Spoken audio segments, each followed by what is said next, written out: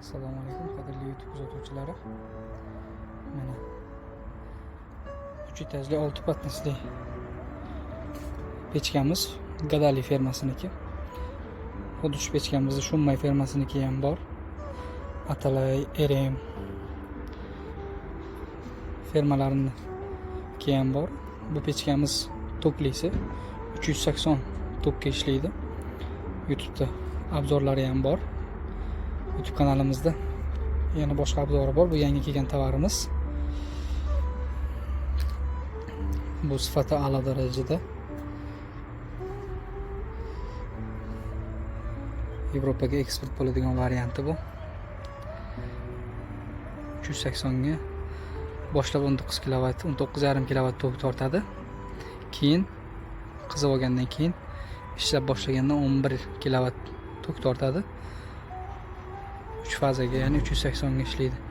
O'zini og'irligi 135 kg. Sifati eng yaxshi pechkalarimizdan. Tentlari mustahkam. Original pechkamiz. Manzilimiz Ark Buloq bozori. Do'konimiz Master Tech do'koni.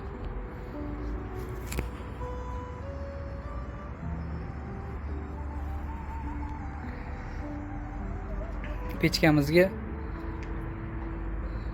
har bir etajiga 6 ta patnis ketadi. Ya'ni mana bu birinchi etajiga 2 ta patnis ketadi.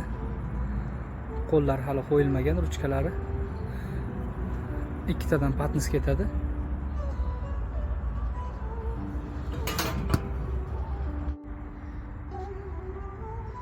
Bu etajlariga ham 2 tadan patnis ketadi. Har biriga non qolipga keladigan bo'lsak, buxonka non 72 ta buxonka non bir pishib chiqsa pishib chiqadi.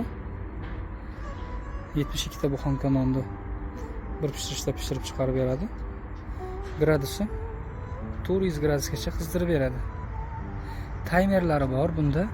Masalan, nonimiz 35 minutda pishsa, 35 minutga qo'yib qo'ysangiz, signal beradi 35 minutda. Kelib bemalol noningizni olasiz. Knopkalari tepa pastda yoqadigan. Bunisi ichidagi svetni, lampani yoqib beradi. Ya'ni ichidagi lampani yoqsa, ichidagi mahsulotingiz ko'rinib turadi.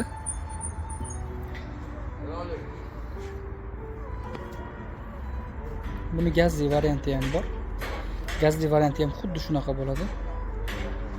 220 tokka bo'lib, gaz bo'lib ishlataverasiz. Xohlovchilar metan, propan bo'lsa ham farqi yo'q, ishlayveradi.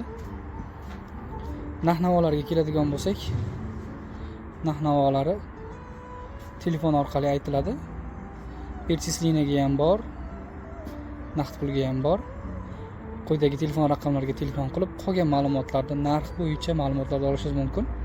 Manzilimiz Toshkent shaharga kiraverishda postga 1 kilometr yetmasdan Ark Buloq bozorida. Videoyimiz foydali bo'lgan bo'lsa, bir dona like bosing. Kommentariyada o'z fikrlaringizni qoldirib, kanalimiz rivoji uchun kanalimizga obuna bo'lib qo'yish esingizdan chiqmasin.